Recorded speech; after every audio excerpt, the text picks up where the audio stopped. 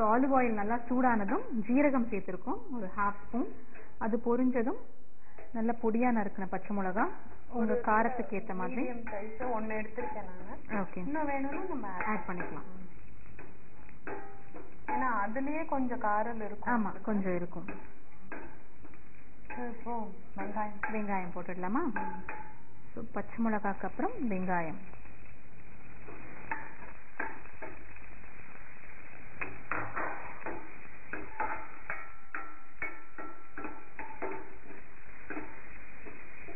கொஞ்சம் salt add பண்ணிடலாம். ஏன்னா லைக் அந்த வெங்காயம் அப்போ சீக்கிரம் உங்களுக்கு குக் ஆயிடும். ஆமாம், பொட்டேட்டோக்கும் சேர்த்து ஆட் பண்ணிடலாம். ஓகே.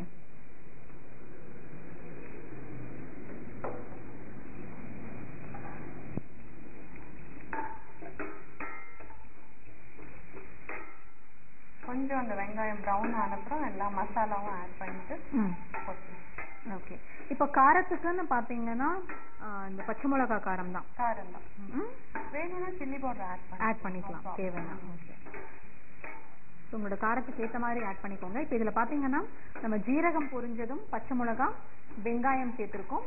வெங்காயத்தோடையே வந்து தேவையான அளவு உப்பு சேர்த்துட்டோம். அதாவது இந்த வெங்காயத்துக்கு இன்னும் நம்ம ஆட் பண்ண போகிற அந்த உருளைக்கிழங்குக்கு, மசிச்ச உருளைக்கிழங்கு இருக்கு இல்லையா, அதுக்கும் தேவையான அளவு உப்பை நம்ம முன்னாடியே சேர்த்தாச்சு.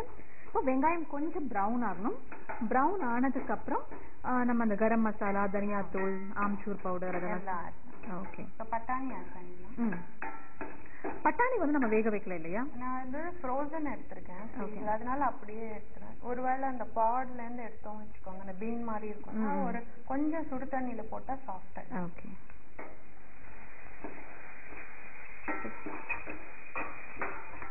நல்ல ஃப்ரெஷ் பச்சை பட்டாணியா இருந்தா நல்ல ஒரு ஹாட்டான தண்ணியில வந்து நல்ல சூடான தண்ணியில போட்டோம்னா கொஞ்சம் சாஃப்டா மீதி இதுல குக் ஆயிடும். ஆமா,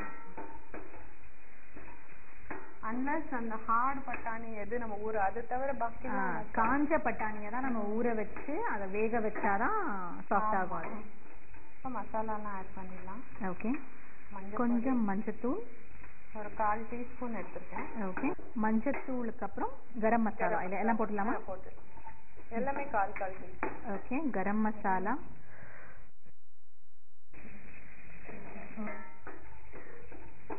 தனியா பவுடர் அண்ட் ஆம்ச்சூர் பவுடர் இல்லையா?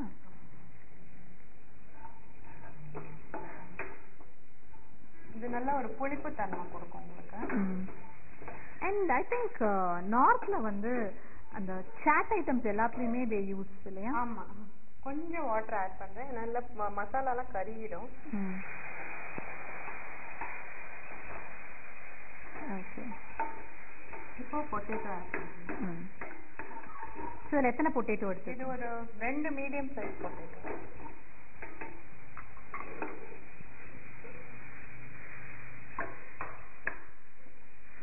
நம்ம யூஷுவல் மசாலா பண்ணுற மாதிரி தான், கொஞ்சம் ஆம்ச்சூர் அண்ட் கரம் மசாலாலாம் எக்ஸ்ட்ரா. ஓகே, கொஞ்சம் அப்பப்போ நம்ம பார்த்துக்கலாம், வேணும்னா வாட்டர் எக்ஸ்ட்ரா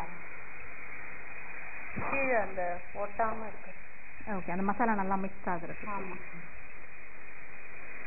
ஸோ இப்போ நம்ம வந்து பட்டாணி சேர்த்ததுக்கு அப்புறம் பார்த்தீங்கன்னா மஞ்சத்தூள், கரம் மசாலா தூள், தனியா பவுடர், ஆம்ச்சூர் பவுடர் இல்லையா? ஆமாம், 4த்தையும் சேர்த்தோம். 4ம் சேர்த்து கொஞ்சம் ஜஸ்ட் ஒரு 15-20 செகண்ட்ஸ் கொஞ்சம் அது வதங்கும் போதே கொஞ்சம் தண்ணி ஊற்றிக்கோங்க, இல்லைனா எல்லாமே வந்து அப்படியே அந்த பாத்திரத்தோட ஒட்டிடும். கொஞ்சம் தண்ணி விட்டுட்டு அதுக்கப்புறம் உருளைக்கிழங்கு, நல்ல மசிச்ச உருளைக்கிழங்கு சேர்த்து இப்போ பாருங்க, தேவைன்னா தண்ணி இவங்க ஆட் பண்ணணும். இந்த கீழே ஒட்டி அந்த தீஞ்சி போகாமல் இருக்கு. ஆமாம், தேவைன்னா அப்பப்போ ஆட் பண்ணிக்கலாம் கொஞ்சம். இப்போ நல்லா மிக்ஸ் ஆயிடுச்சு மசாலாவும் அந்த உருளைக்கிழங்கும் இல்லையா? ஆமாம், இப்போ ரெடி தான். இப்போ கொத்தமல்லி கொஞ்சமாக ஆட் பண்ணி. ஓகே,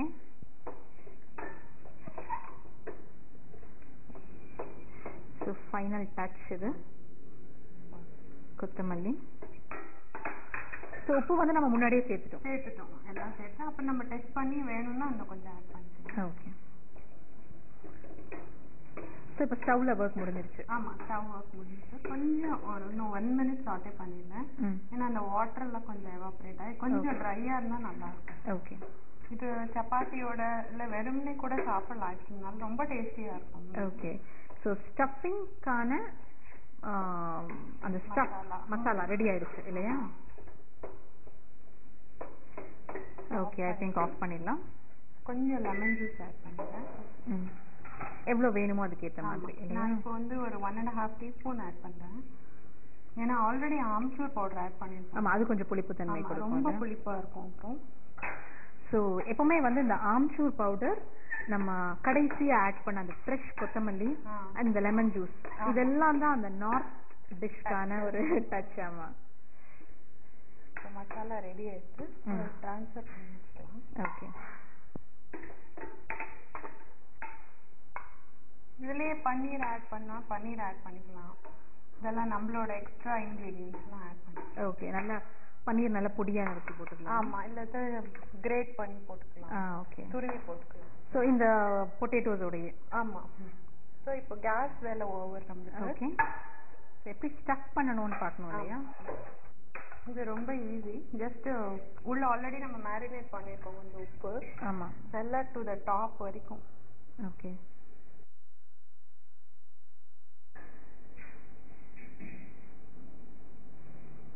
ஸோ நல்லா ஃபுல்லா நல்ல ஸ்டஃப் பண்ணணும். ஏன்னா கட் பண்ணனா உங்களுக்கு அழகா அப்படி உள்ள ஈவனா ரெண்டு சைடு ஸ்ப்ரெட் ஆகும் உங்களுக்கு. ஓகே. ஸோ சாப்பிட்றதுக்கு நம்ம ரெண்டா கட் பண்ணி. யா. ஸோ உருளைக்கிழங்குங்கிறதுனால அந்த மூடியை கரெக்டாக போட்டு அமுக்கும் போது நல்லா அது அழகா ஒட்டிடுது இல்லையா? நல்லா ஃபிட் ஆயிடுது. க்ளூ மாதிரி இருக்கும் இல்லையா உங்களுக்கு?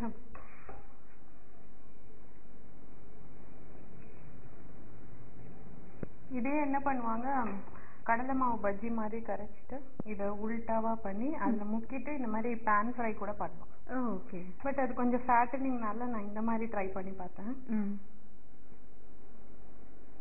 இந்த பார்ட்டிஸ்னா அந்த மாதிரி பண்ணலாம்.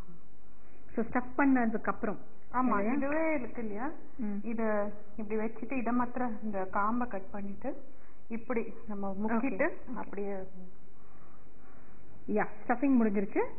ஸோ இப்போ நம்ம வந்து குடமிளகாக்குள்ள அந்த உருளைக்கிழங்கு மசாலாவை ஸ்டஃப் பண்ணியாச்சு. ஆமாம். இப்போ நல்ல ஒரு மைக்ரோவேவ் சேஃப் பவுலில் கொஞ்சம் எண்ணெய் ஸ்மியர் பண்ணிக்கலாம் உள்ள.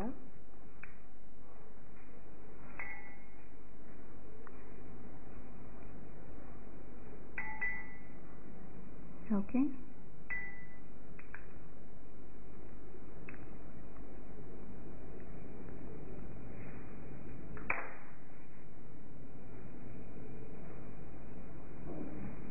covered will cook first for ஒரு 6 minutes.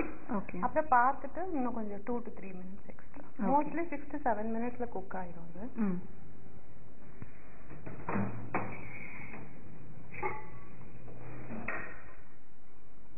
ஸோ நல்லா அழகா நிக்க வைக்கணும். ஆமா.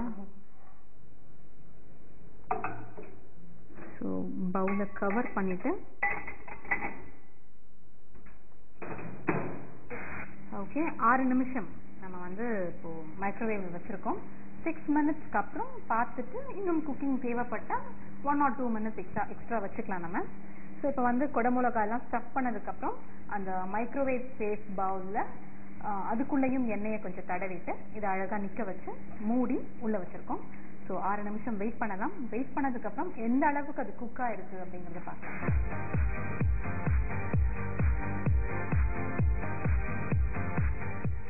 ஸோ ஆல்மோஸ்ட் ரெடி ஆயிடுச்சுன்னு நினைக்கிறேன். ஸோ இந்த இதை பொறுத்து அந்த குடமிளகாவை பொறுத்து கொஞ்சம் டைம் டிஃபர் ஆகலாம். யூஸ்வலாக 6 to 7 8 minutes ஆகும். ஓகே.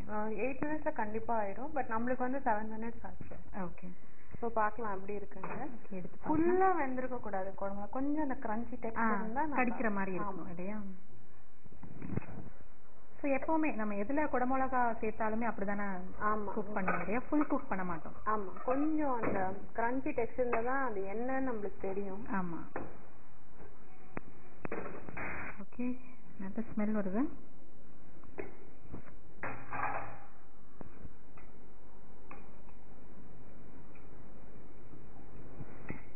இந்த சில சமயம் ஸ்டஃபிங்கும் குக்காகி உங்களுக்கு வெளியில வந்திருக்கும். அது நம்ம ஆல்வேஸ் வி கேன் அட்ஜஸ்ட். நல்ல சாஃப்ட் ஆயிடுச்சு இல்லையா? ஆமாம். ஸோ வெளியில எடுத்து நம்ம சர்வ் பண்ண வேண்டியதுதான்.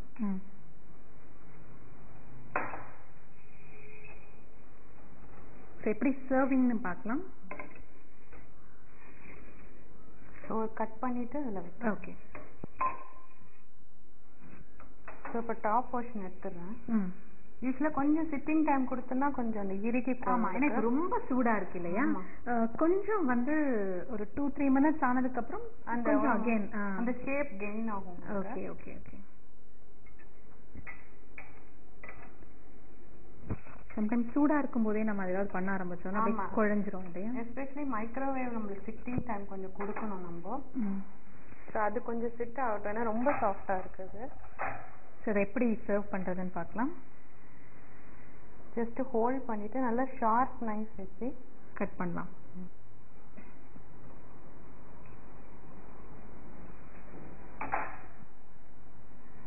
ஓகே.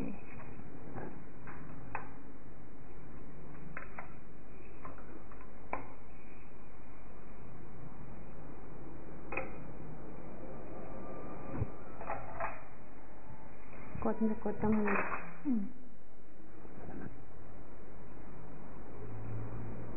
இன்னும் கொஞ்சம் ஆனியன்ஸ் வேணா ஆனியன்ஸ் போட்டுக்கலாம். ஆமா, ரா ஆனியன்ஸ் இல்லையா.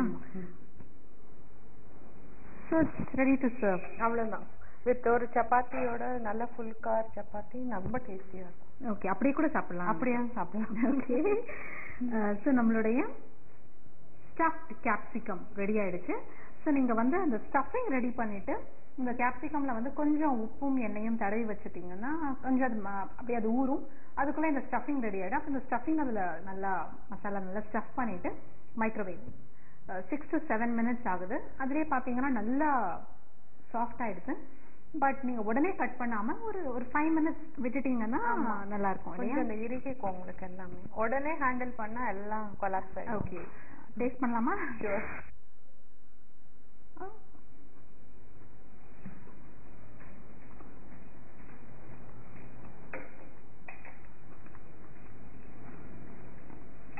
நல்ல சூடா சூப்பர்பா இருக்கு.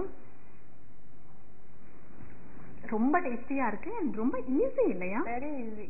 Healthy also. ரொம்ப எண்ணெய் இல்லை, ஒன்றும் இல்லை. அண்ட் இந்த ஸ்டஃபிங் ஒருவேளை உருளைக்கிழங்கு வேணாம்னா வேற ஏதாவது கூட பண்ணிக்கலாம். தேங்காய் போட்டு பண்ணிக்கலாம். நம்ம இஷ்டம் தான் எல்லாமே. ஸோ மெத்தட் இதுதான். ஸோ என்ன வேணாலும் நம்ம வந்து ஸ்டஃபிங்காக ஆட் பண்ணிக்கலாம் இல்லையா?